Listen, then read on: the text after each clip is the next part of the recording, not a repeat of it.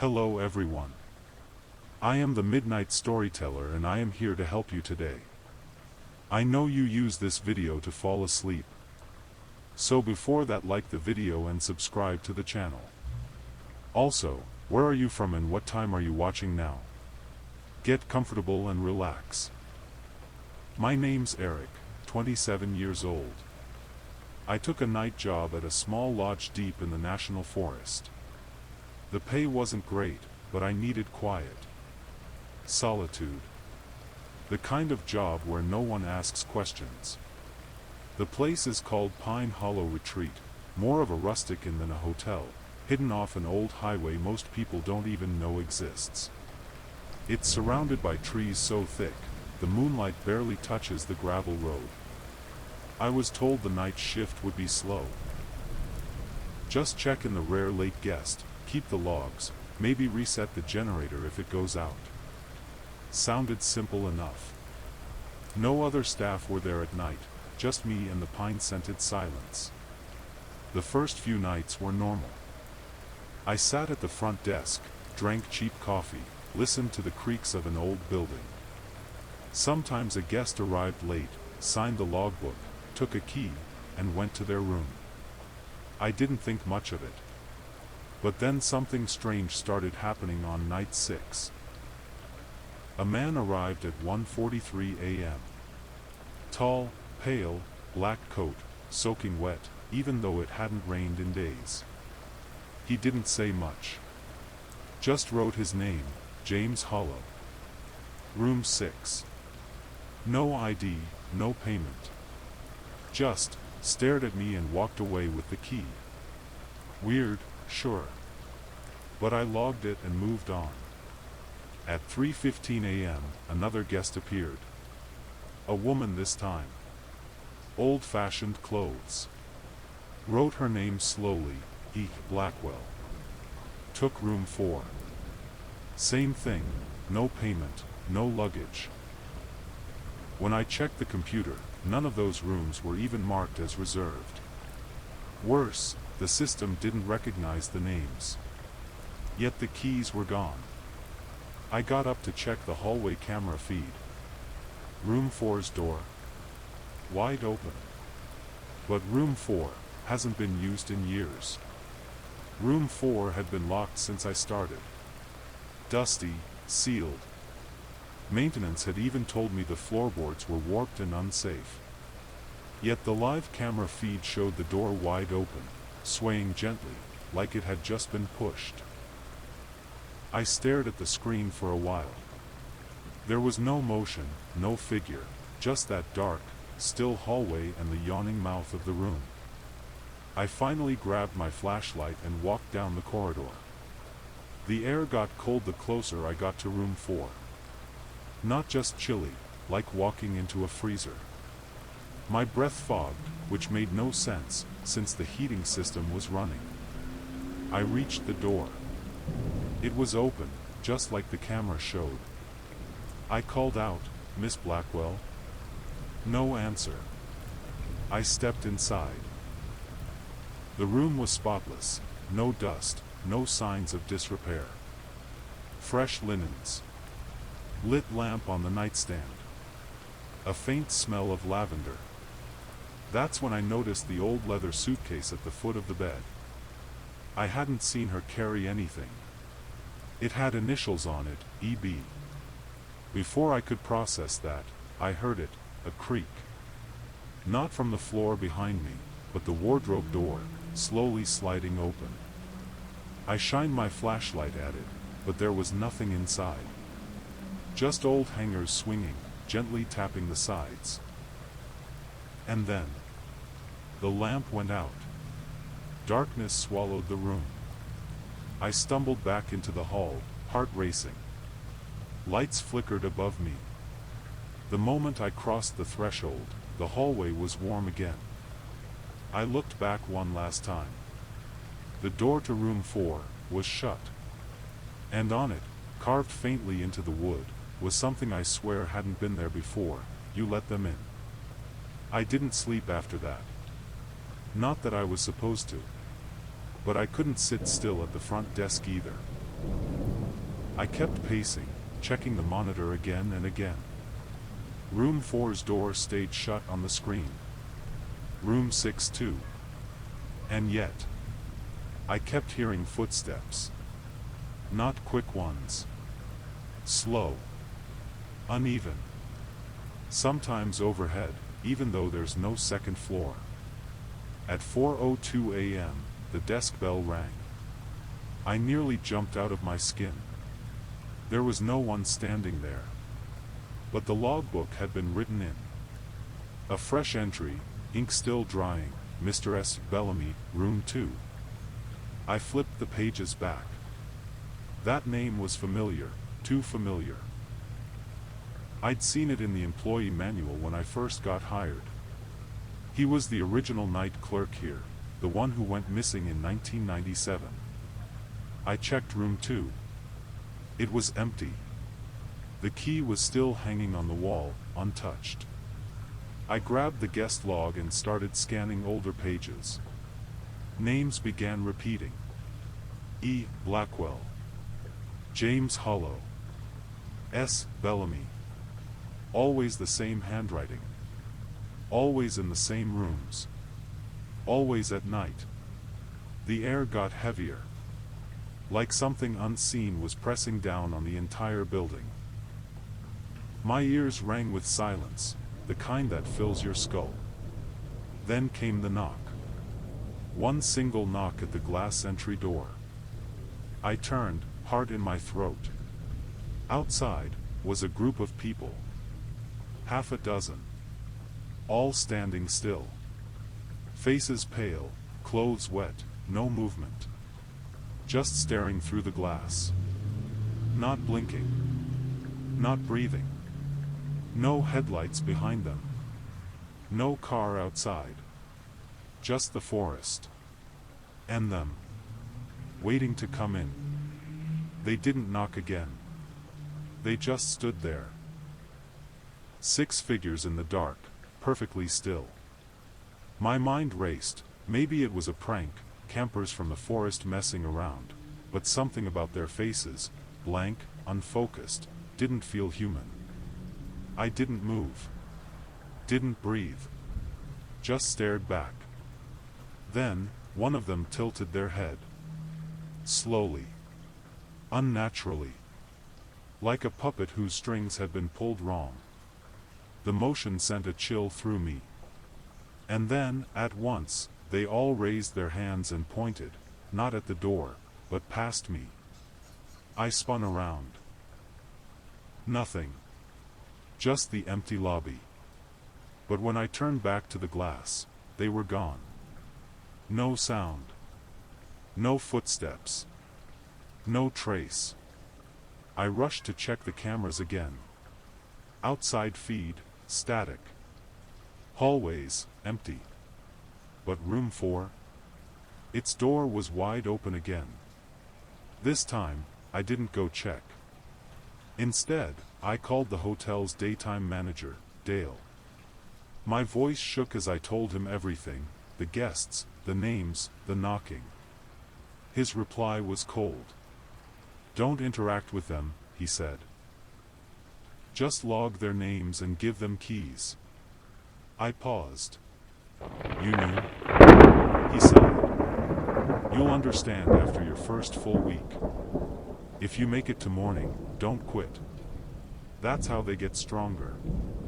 Then he hung up.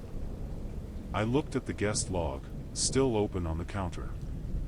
A new line had just appeared, even though the pen never moved. "See you soon, Eric." I slammed the logbook shut and backed away from the desk. My name, written in that same smooth, looping ink as all the others. It didn't make sense. I hadn't touched the pen. No one had. But there it was. "See you soon, Eric." The lights above me flickered once. Then again. Then, darkness. Complete blackout. I stood frozen, surrounded by silence so thick it felt like the air itself was pressing against my skin. Somewhere deep in the hallway, a floorboard creaked. Then another. Getting closer. I grabbed my flashlight, its beam weak and flickering. I aimed it toward the lobby hallway, empty. But I could hear breathing. Slow, steady, heavy, not mine. I whispered into the dark, "Who's there?" Nothing. I took a shaky step forward. As I reached the edge of the hallway, my flashlight buzzed, and went out. In the blackness, something brushed against my shoulder. Not like a hand, more like fabric. A coat sleeve. Cold and wet. I turned and bolted back behind the front desk. As I reached for the emergency phone, the lobby lights blinked back on. For a second, I thought maybe it was over. But then I saw the front door. It was wide open. And inside, standing at the threshold, was the man from room 6. James Hollow. He didn't speak. He just smiled. And behind him, pouring rain began falling from a sky that had been perfectly clear just moments ago. The rain poured behind him like a wall, cold, heavy, relentless. But James Hollow didn't seem wet this time. His black coat was dry.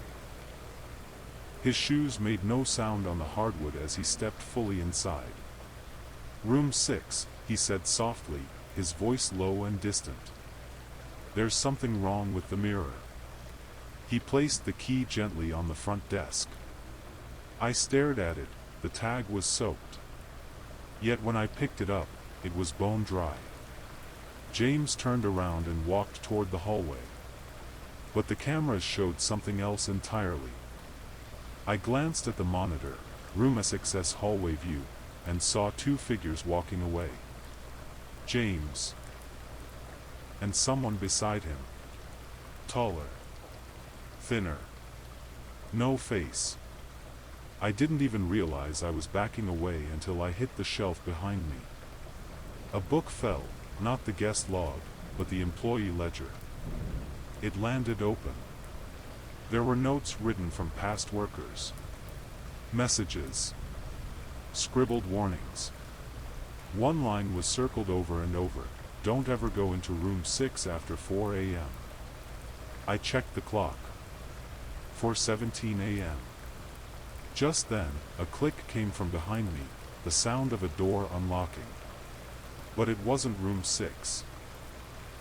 It was the basement hatch, near the laundry room. A place I was told never to open. The lock slid open on its own. The door creaked. And from below, came a soft voice. Familiar. It said, "Eric, come see what you let in." The basement door stood open now, breathing out cold, damp air. The kind of cold that sinks into your bones, not from temperature, but from something older. Something wrong. I should have run. But the voice, it sounded like my brother's. My brother, Kyle, who died 6 years ago in a car accident. "Eric," it called again. "You left me. Don't leave again." I gripped the flashlight with both hands and stepped toward the hatch. My mind screamed against it, but my body kept moving, like something was pulling me forward by the ribs. The stairs creaked with every step downward. The air thickened. Mold, rot, wet concrete. And beneath all of it, something metallic. Like blood on rust. At the bottom, the light revealed a narrow corridor. Pipes overhead. Stone walls dripping. There were drawings scratched into them, dozens of them, crude stick figures, all faceless. All with arms outstretched. Some were upside down. Others chained together. Then, I saw the mirror.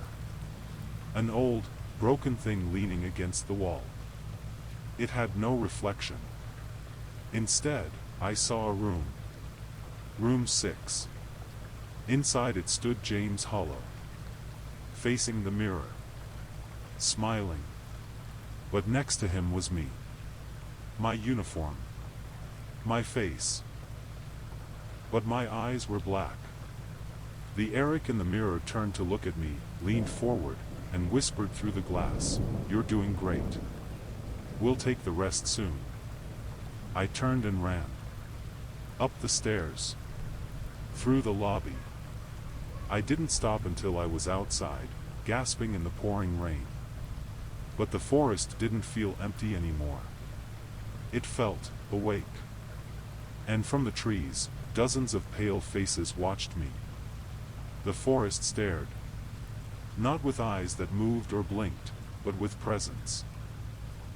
The kind of presence that presses against your skin, whispering at the edge of hearing. I stumbled back toward the hotel, rain blinding me, my shoes slipping on wet gravel. The lobby door was still wide open, but the building no longer looked the same. The lights were dimmer. The wood darker. Like it had aged in the 10 minutes I was gone. I stepped inside, dripping wet, and slammed the door shut. The moment I did, the sound of the rain vanished. Not muffled, gone, completely. Like the world outside had been cut off. The front desk was empty. The guest log was gone. In its place sat a different book. Thick. Leather-bound. No title. I opened it. Inside were pages and pages of names, handwritten in that same old ink. E. Blackwell. S. Bellamy. James Hollow. Over and over. Then, newer names. Eric Lawson. Eric Lawson. Eric Lawson. Written dozens of times. My hand shook as I turned another page. There were instructions. The lodge accepts those who are hollow. The names must be written. The guest becomes the host. I heard footsteps behind me. Slow. Barefoot. Wet. I turned, ready to scream, but there was no one. Just a mirror hanging on the wall now. One I'd never seen before. And in the reflection, I wasn't alone. Behind me stood James Hollow, smiling. And next to him, me, smiling too. I stumbled back from the mirror, heart slamming against my ribs. The reflection didn't move with me. I stepped left, it stayed still. I stepped right, still unmoving. The other me just stared, grinning, unblinking, as James Hollow stood beside him, hand resting on his shoulder like a proud father. That's when the air changed again, like the building was holding its breath. The overhead lights flickered once, twice. Then everything went dark. In the pitch black, I could hear it again. The breathing. But this time, it surrounded me, close, too close. Dozens of breaths, rising and falling, like a crowd gathered in silence. Then, the voices. Whispers in the walls, under the floor, in the vents. You opened the door, he let us in, the host has been chosen. I dropped to the floor, covering my ears, trying to block it out, but the words weren't in the air. They were in me. The mirror began to glow faintly. Faint, sickly light spilling across the walls. The other one stepped closer to the glass.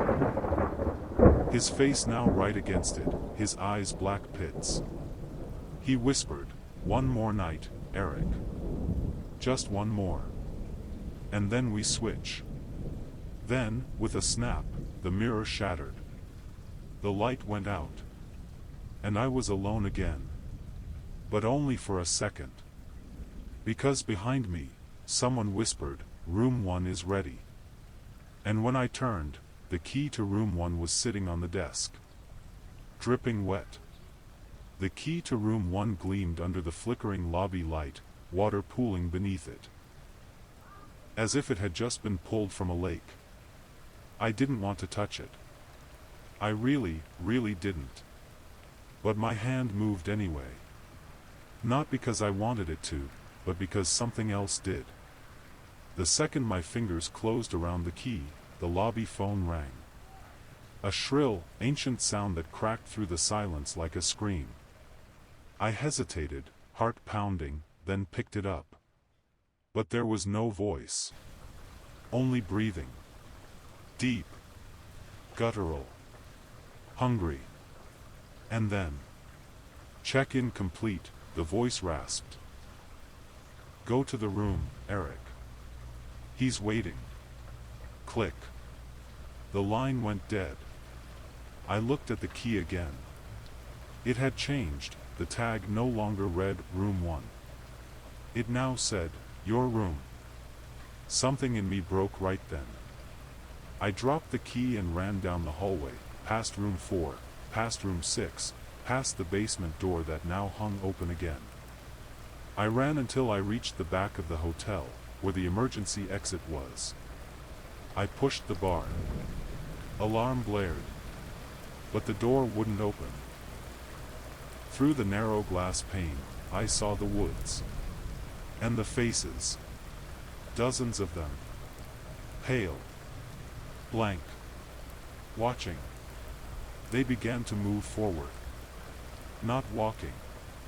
Gliding. The hallway behind me creaked.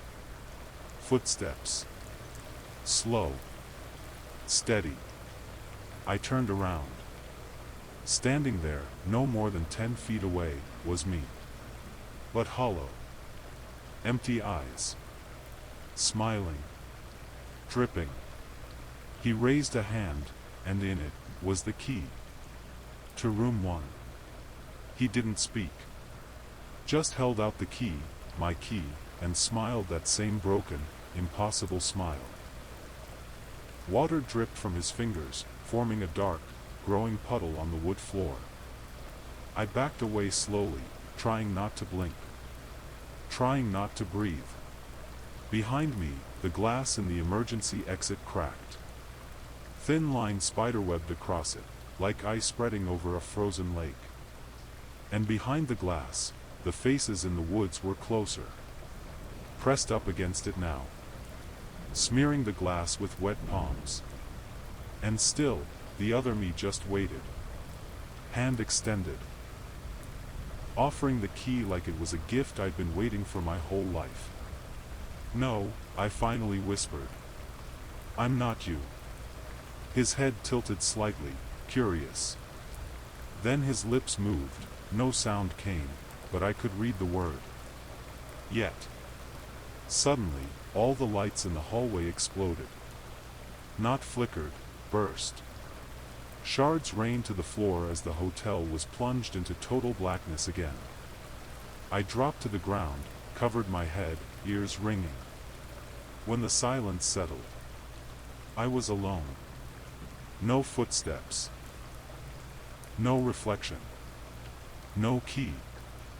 I stood, heart hammering, and slowly walked back toward the front desk.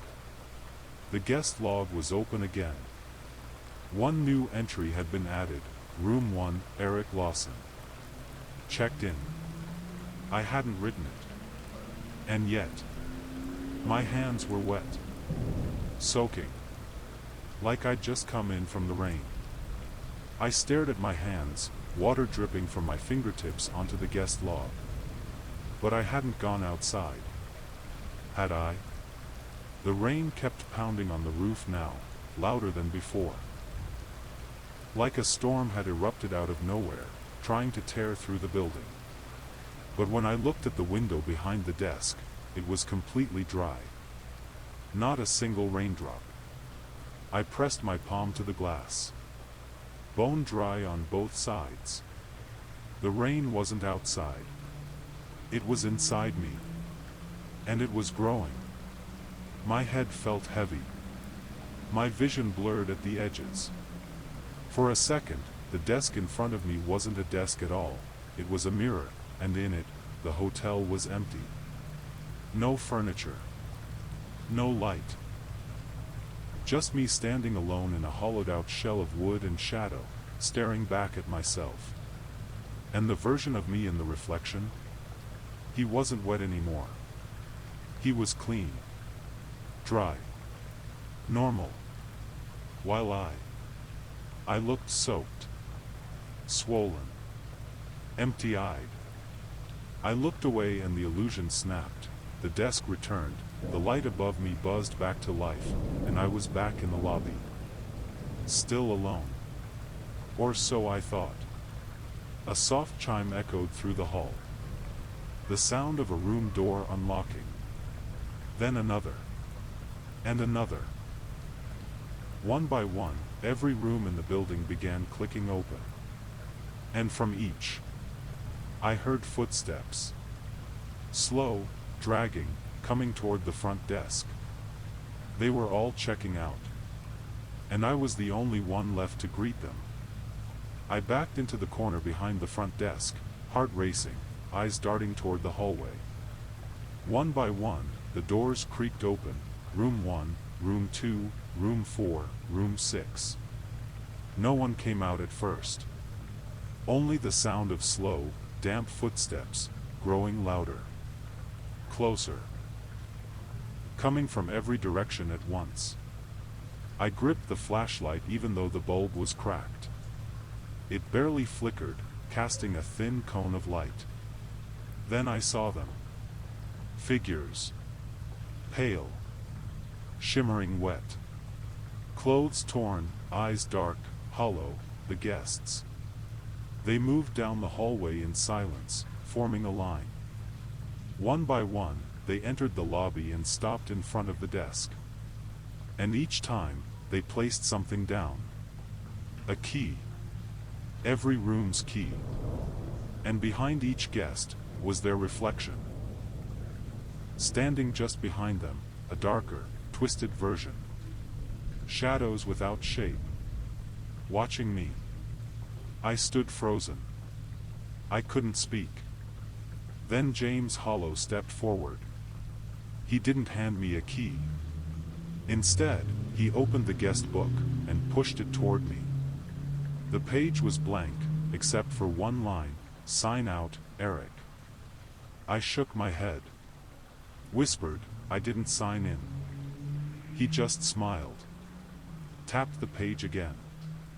Rain began leaking through the ceiling. First a drop. Then dozens. Pouring straight down, soaking the book. But the ink didn't smear. And when I looked at my hands again, they were already writing. My fingers moved on their own. ERICLAWSON. The moment I finished the last letter, every light in the building went out. And the front door blew open. This time, I didn't run. Because this time, I was the one checking out. The wind that blasted through the front door wasn't cold.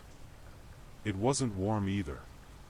It was empty, like it had passed through places where time didn't work the same, and carried pieces of that silence with it. I stood at the threshold, the lobby behind me soaked in rain that wasn't falling anymore.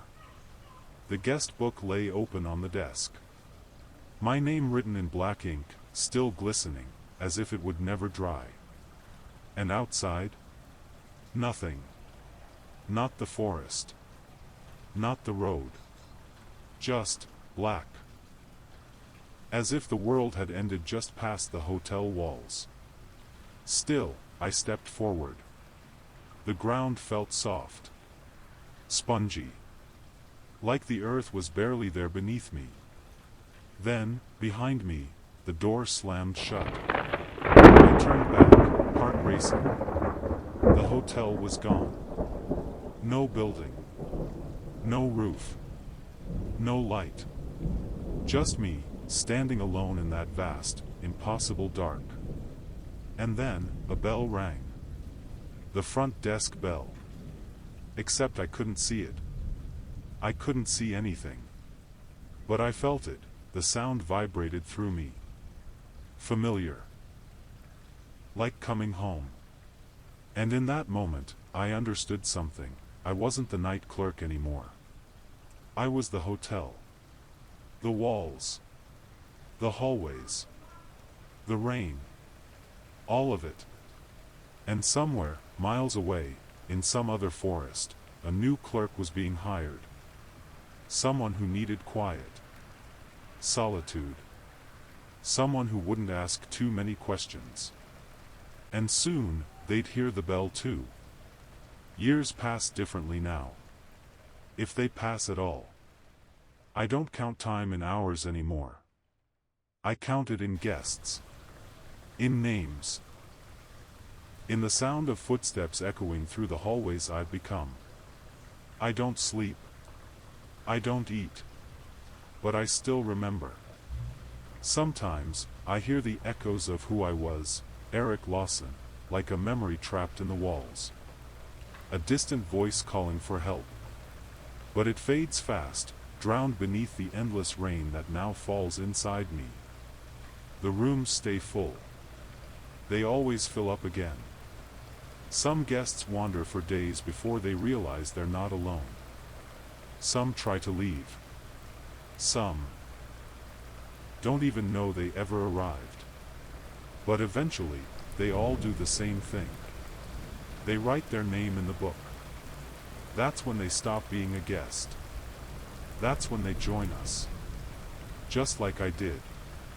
A few nights ago, or years, maybe, I watched a new night clerk arrive. Young.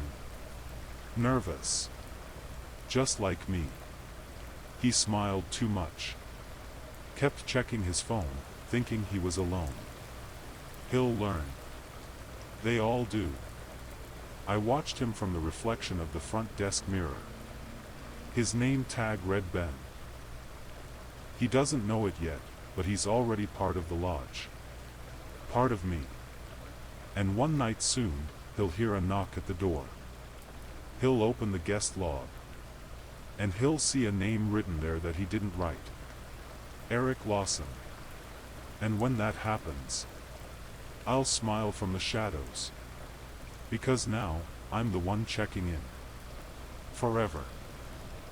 I clean classrooms overnight at an abandoned high school. But I keep finding homework from students who died years ago. My name's Jordan. I'm 29, divorced, and trying to start over. A few months ago, I got hired as a night janitor at a high school in the edge of town, Red Pine High. It shut down in 2004 after a fire damaged most of the West Wing. Since then, it's sat empty. The town doesn't talk about it much.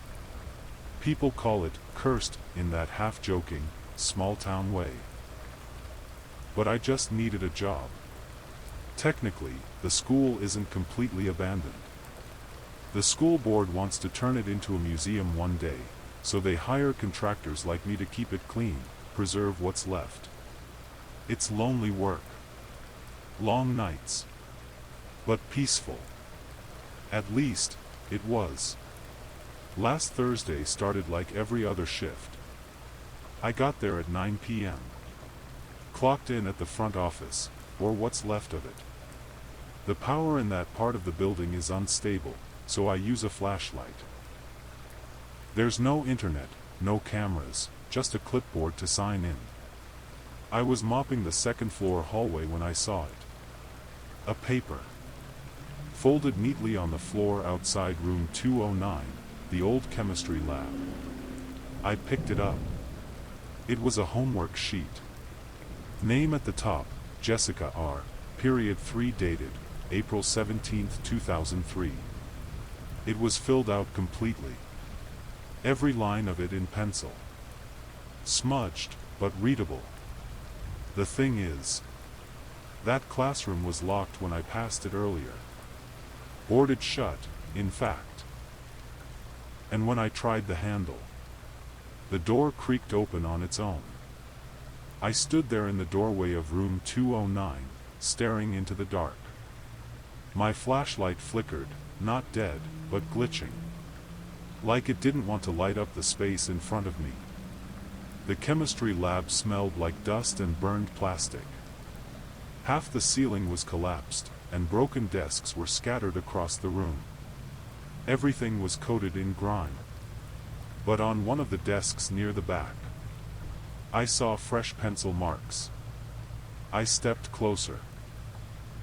There was a notebook open, a mechanical pencil beside it, and written across the page, in small neat letters, Mr. Evans said we'd be safe if we stayed inside.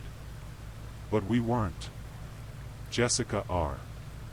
I backed up. My boots scraped the tile, and the sound echoed too loud in a space that should have been dead silent. Then I heard something that made my stomach twist.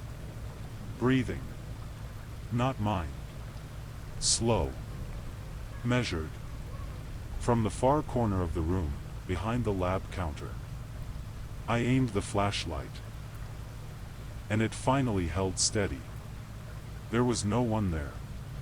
Just a pile of old backpacks. Molded and torn. And one of them, I swear, had fresh initials stitched into the strap, Jr. Jessica R. I stepped backward and shut the door. It didn't fight me. It clicked closed, and then locked itself. Automatically. I didn't clean the rest of that floor that night. I stayed in the janitor's room with the door locked, light on, radio playing static just to drown out the building's creaks. But when I left at dawn, there were 3 more papers waiting on the floor outside room 209. All of them dated 2003. All of them signed by students who, according to the town fire report, died the night of the explosion.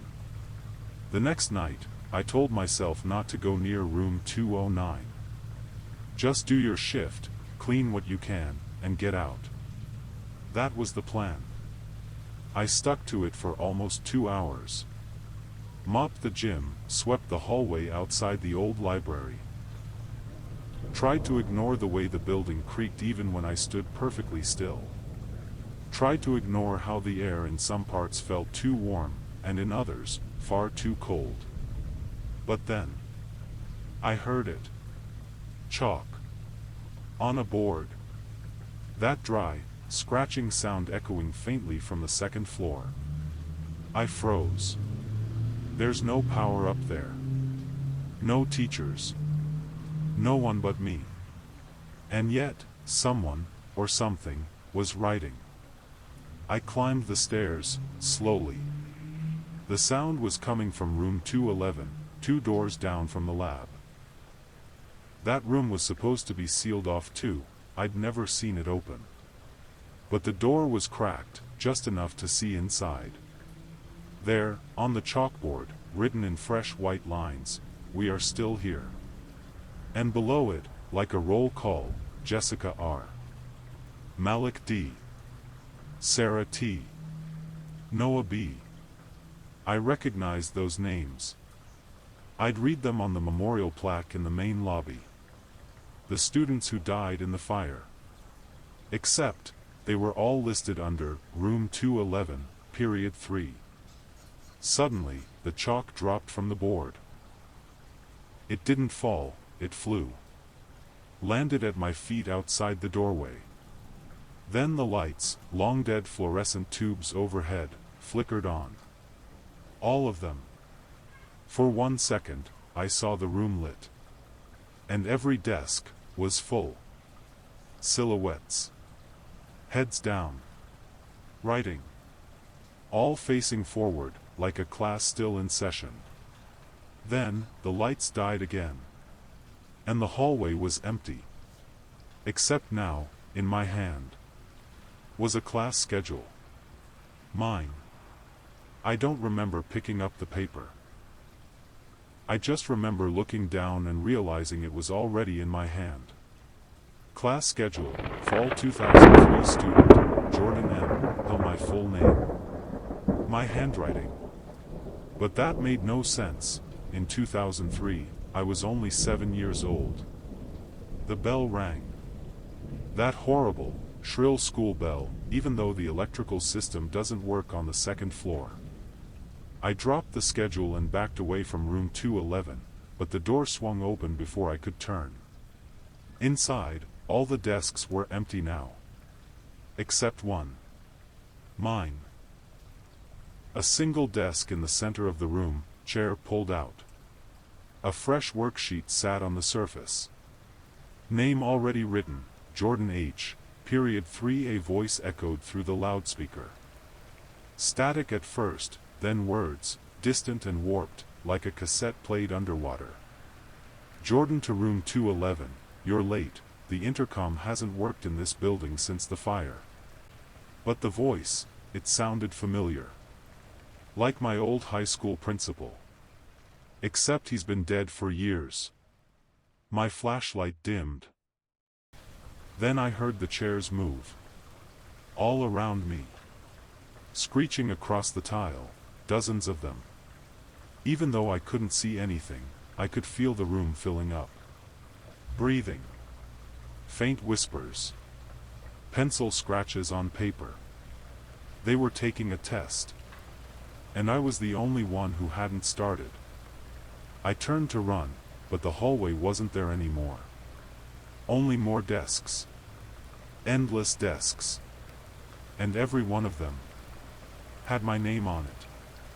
I ran. Or at least, I thought I did. But every turn brought me back to room 211. The same doorway. The same flickering light. The same desk with my name written in looping pencil across the top corner. The building wasn't acting like a building anymore, it was acting like a trap. I grabbed my radio and called out to the only other person I ever heard on night shift, Luis, the guy who worked maintenance twice a week. No answer. Just static. Then, beneath the static, a whisper, sit down. The voice wasn't angry. It was tired. Worn down. Hollow. I turned toward room 211 again, and this time, there was someone sitting at my desk. I couldn't see their face, it was buried in their arms like they'd fallen asleep. Their back rose and fell slowly, as if breathing. I stood frozen. Then their hand reached up and slid the test paper toward me. And scrawled in the margin was a single line, "You were with us. Don't you remember?" I backed away again. My boot hit something. I looked down. It was the mechanical pencil from Jessica's backpack. Still sharp. Still warm in my hand. Suddenly, every door in the hallway slammed shut at once. Bang. Bang. Bang. Then silence. And finally, the fire alarm went off. A shrill, panicked scream echoing through the halls. Only this time, there was no smoke. Only the smell of charred paper. And from room 209, someone started crying. The crying came in short, sharp gasps, the sound of someone trying not to be heard, but failing. It echoed through the dead hallway like it didn't care who was listening. Room 209. The burned chemistry lab. I didn't want to go back. Every part of my body told me to run. To break a window, to get out, to wake up from whatever this was. But the sound. It wasn't just crying anymore. Now it was whispering too. A girl's voice. Muffled. Like she was trying to speak through a wall soaked in smoke. He locked the door. He said it was just a drill. I stepped toward the door. It was wide open. Inside, the air shimmered, not from heat, but from memory. Like the room itself was trapped in the moment before everything went wrong. The floor was cracked and blackened, but the walls were clean. The desks were in rows again. And at the center of the room was her. Jessica. She looked exactly like the yearbook photo I'd seen on the school's memorial website. Same clothes. Same braid. Same terrified eyes. She stood by the windows, hands pressed to the glass. "Help," she whispered, not even noticing me. "He said we had to stay, even when the fire started." Then she looked at me. Directly at me. And her voice changed. "You were here. The air in the room dropped 10 degrees.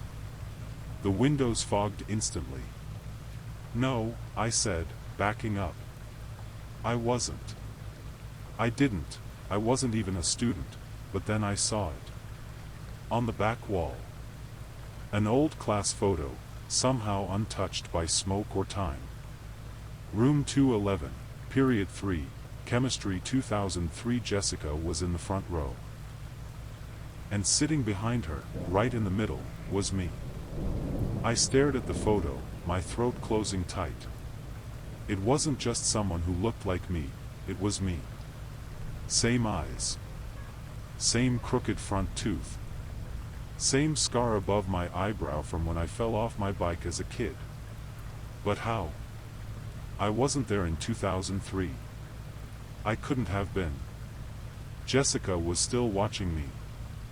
Her face twisted, like she was trying to figure something out. Or remember something. Her lips moved slowly, like the words were too heavy to say. "You were the one, you opened the door." "No," I whispered. "I wasn't," but before I could finish, the fire alarm screamed again. This time louder. Shriller. The lights overhead flared on, then exploded, showering sparks across the desks. And Jessica? She vanished. Gone, like smoke pulled through a crack in the wall. The photo on the back wall curled inward and caught flame, even though nothing around it burned. The faces melted. Except mine. Mine stayed. I ran. Down the hall, toward the stairwell, but the exit sign flickered and went dark. When I pushed the stairwell door, it wouldn't budge. The metal burned cold beneath my hand. Then, footsteps. Coming from every direction. Dozens of them. Sneakers squeaking. Backpacks shifting. Like school had just let out. A voice echoed through the loudspeaker again, calm and emotionless. "All students return to class. You are not dismissed." My flashlight flickered back to life. I aimed it down the hallway. And there, standing in front of room 211, was me. But not me now. Me at 17. Wearing that same jacket from the class photo. That same blank stare. And in his hand, was a match. He didn't move. Just stood there in front of room 211, holding the match like it was some sacred thing, like it had already happened, and he was just repeating it. "Who are you?" I whispered, even though I already knew. He looked up. Right at me. His eyes were wrong. Dark, but not hollow. Angry. Like he blamed me for something I hadn't done yet. "I tried to stop it," I said. "I didn't do this, I didn't even go here." He tilted his head. The match struck the side of the wall without him touching anything. It lit instantly. And in the same breath, the hallway behind me caught fire. Not like normal fire. It didn't spread. It appeared. Wall to wall. Floor to ceiling. Orange glow. Silent flames. No smoke, just heat and whispers. The younger version of me stepped into room 211. The door closed behind him. I tried to follow, but the handle burned my palm. From inside, I heard voices. Screaming. And then silence. A light flicked on above me, the only working bulb in the ceiling. And beneath it, sitting neatly in the hallway, was a cassette tape. Labeled in black marker, April 17, 2003, Confession, Jordan H. I picked it up, hands shaking. My name. My birthday. And a date that wasn't supposed to mean anything to me. I turned the tape over. Scrawled on the back, barely visible, "Play this when you're ready to remember." I didn't remember recording any tape. I didn't even know anyone who owned a cassette player anymore. But somehow, I knew exactly where to go. There's an old media room in the basement, room B04. It used to be the school's A/V lab before the fire. I'd never cleaned it before. The door was always jammed shut. Tonight, it swung open without a sound. The smell hit me first, not mold, not rot, but melted plastic and something sweeter underneath. Like burned photos. Memories gone sour.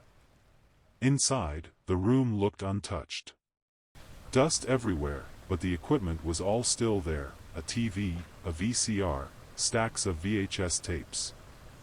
And in the far corner, resting on a wooden table lit by a flickering bulb, a tape recorder. I slid the cassette in. Pressed play. At first, just static. Then a voice. My voice. Younger.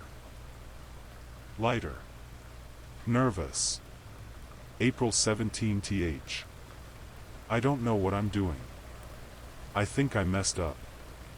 Mr. Evans said we shouldn't talk about the drill, but it wasn't a drill. Jessica locked the back door, like he told her. Said no one could leave. Said the fire would be fast. My stomach twisted. I pressed stop. This didn't make sense. Mr. Evans was the chemistry teacher. He died in the fire. Everyone said it was an accident, a faulty gas line. No one ever mentioned a lock-in. I pressed play again. I saw them banging on the windows. Screaming. But he said if we opened the doors, it would spread. Said it had to be them. Not us. I'm sorry. I should have opened the door. Silence. Then one last line, whispered, like the mic was inside someone's mouth. You're not supposed to leave either, Jordan. The recorder stopped. And behind me, the door to room B04 slammed shut. The door rattled behind me, not once, not twice, but rhythmically. Like someone was knocking in code. I backed away from the recorder. Its tape now spun in reverse, even though I hadn't touched it. Words played backward in distorted groans, like whatever message it held wanted to be unheard. Then, silence again. Total. No flickering. No footsteps. Even the hum of the building had gone flat, like it was holding its breath. I tried the door. Locked tight. Then I noticed something new. The TV in the corner had turned on. Fuzzy at first, then a picture snapped into place. It was hallway footage, room 211's camera feed. But there was no date. No timestamp. Just a loop of students running, pounding on the inside of the classroom door. Fire at their backs. Smoke crawling across the ceiling. Faces screaming. Some of them hitting the glass with their fists. And one figure outside the door. Watching. Not moving. Just standing there, facing the chaos inside. That figure was me. Wearing the same janitor uniform. Same boots. Same flashlight in hand. Frozen. Watching. The camera zoomed in. Closer. Closer. And then, as if the tape were reacting to me watching it, the figure on the screen turned its head, slowly, and stared straight at me through the glass. The screen shattered. The lights in the media room burst in a ripple overhead. And from the broken TV speaker, a voice hissed, "You didn't forget. You chose to." Glass crunched under my boots as I backed into the corner. The smell of burnt dust filled the room. That voice, the one from the speaker, still echoed in my ears, even though the power was long gone. You didn't forget. You chose to. I didn't understand. Or maybe I did. Deep down. Something about that fire, about room 211, had always felt familiar, even before I found the first paper. Maybe I hadn't just found this place. Maybe I'd been called back. The room went dark again. But this time, I wasn't alone. There was a soft, wet tap behind me. Like bare feet on concrete. Then another. Then. Breathing. I turned slowly, flashlight barely clinging to life. And there, standing in the far corner, was a girl. Hair singed at the ends. Skin pale and blistered, but her eyes were clear. Sad. Jessica. She didn't move toward me. She just looked, tired. And whispered, "You could have saved us." "I didn't know," I said. "I didn't remember." She shook her head. "You watched. You turned away. You listened to him." "Who?" A whisper echoed from the shadows, cold and low. "Mr. Evans." Jessica stepped aside. Behind her, a shadow peeled away from the wall. Tall. Thin. Wearing a suit, or the remains of one, his face melted into a hard, smiling mask of scorched skin. He carried a clipboard. And on it was a list of names. He pointed to mine. And then he spoke, clear and sharp. "Time to finish the drill, Jordan. Room 211 is waiting." I froze. Mr. Evans' voice didn't sound human anymore. It echoed. Layered, like multiple versions of him speaking all at once, crawling under my skin. My name on that clipboard seemed to glow, pulsing with heat. Jessica didn't look at him. She looked at me. "Don't follow him," she whispered. "If you walk through that door, you won't leave again." The door behind Mr. Evans creaked open. It was room 211. Except now, it was burning. Flames licked the edges of the doorframe, but didn't spread. Just waited. I backed toward the wall, holding on to the flashlight, though it had gone completely dead. Mr. Evans stepped aside and gestured toward the doorway like a gentleman welcoming me into hell. "One step," he said. "One memory. One truth." And then he added, in that fractured, splintered voice, "You knew what would happen, Jordan. You held the door closed." The word stabbed deeper than any scream. My knees buckled. Because suddenly, I remembered. I was there. I had been there all along. I'd been part of the fire drill. Mr. Evans said it was just a safety exercise. He told us it wasn't real, just a controlled burn to test response time. That the students inside were in on it. He handed me the key. Told me to lock the back hallway. Said it was just a simulation. And when the smoke started pouring in, I didn't open the door. I didn't help. Because I believed him. I looked up from the floor. Jessica was gone now. Only Mr. Evans remained. Smiling. And the clipboard now held only one name, Jordan M. Hill, room 211, present. The paper curled on the clipboard, ink still wet beneath my name, as if it had just been written. Mr. Evans extended the pen toward me. Black. Smooth. Familiar. I stared at it. "You've remembered," he said. "Now you can belong." Behind him, room 211 burned silently, the flames unnaturally still, like frozen waves of heat and light. Inside, I could see the shadows of desks, and outlines of students still sitting in them. Motionless. Waiting. "No," I said, my voice barely holding together. I didn't know what I was doing. I was a kid. Evans cocked his head. You were old enough to choose. Old enough to hear them scream and do nothing.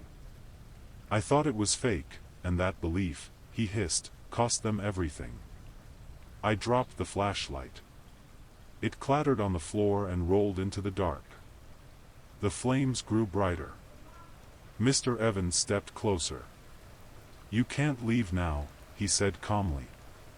You're already on the list. This building knows you. It remembers you. Even when you chose not to remember it. The pen in his hand suddenly twisted and cracked, turning to charcoal, blackening, flaking away into ash. From the burning doorway, I heard voices again, dozens layered atop each other. Sit down, Jordan. Class is starting. You're late, the flames surged. Heat pressed against my chest like a hand trying to push me forward. I turned to run. But the hallway was gone. In its place was a classroom. Walls charred. Ceiling open to the dark sky. Desks warped. But each one was full, ghostly figures sitting, facing forward. All staring ahead.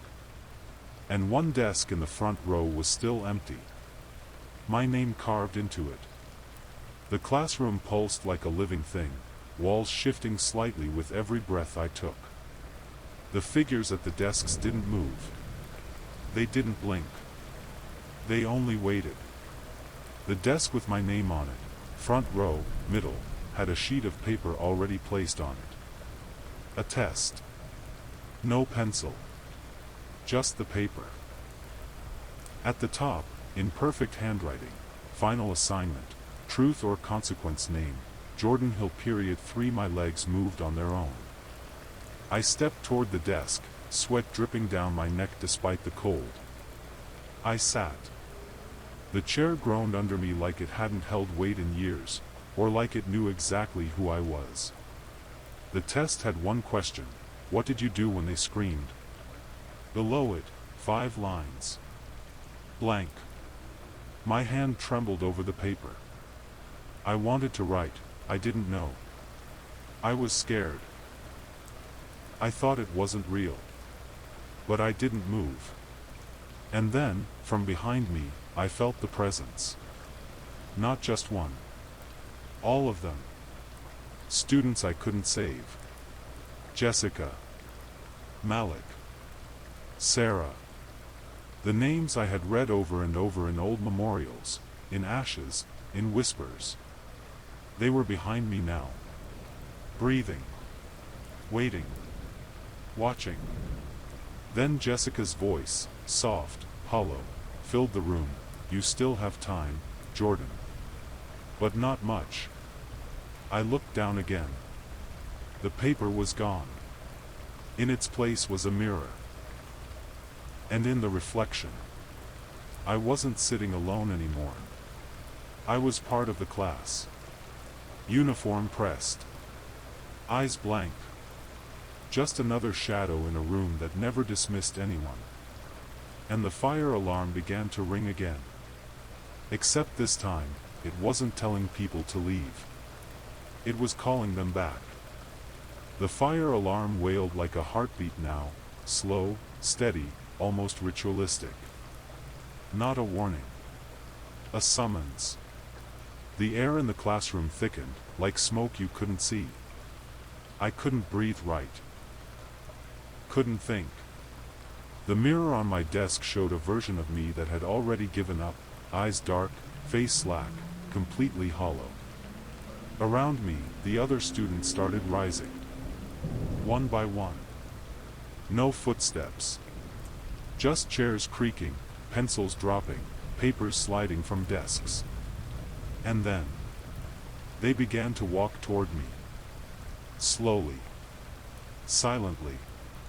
I pushed back from the desk, but my body barely responded.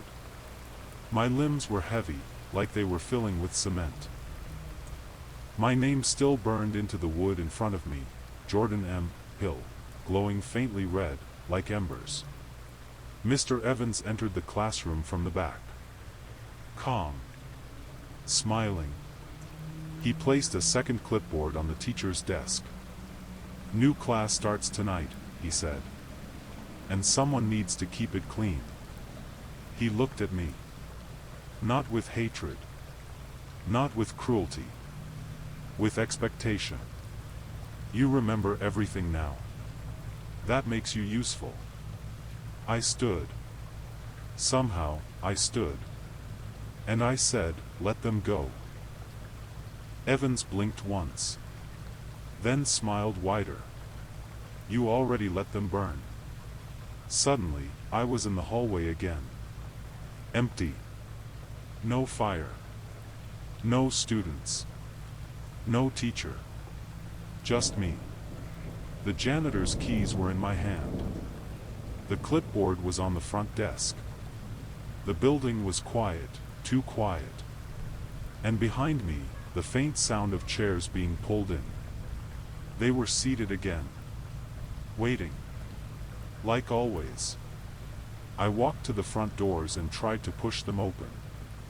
They didn't budge. Above me, the PA system clicked on. And Mr. Evans' voice returned one last time. "Attendance has been recorded.